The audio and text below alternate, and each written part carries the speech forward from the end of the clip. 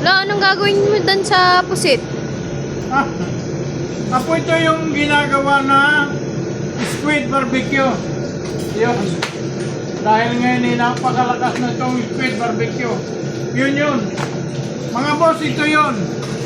Yung squid barbecue. Yan ang kulay. Kaya kaya madaming nagtatanong masarap ito. Halagang 25, sulit na ito sa inyo.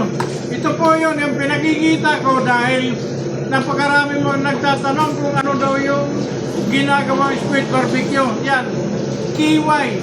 Kiway po ng pusit, malambot din po siya. Kaya pagka kinain nyo ito, yung barbecue na ito, malambot din yan. Yan. Ito lang yun, yung ginagawa namin squid barbecue. Kiway ng pusit.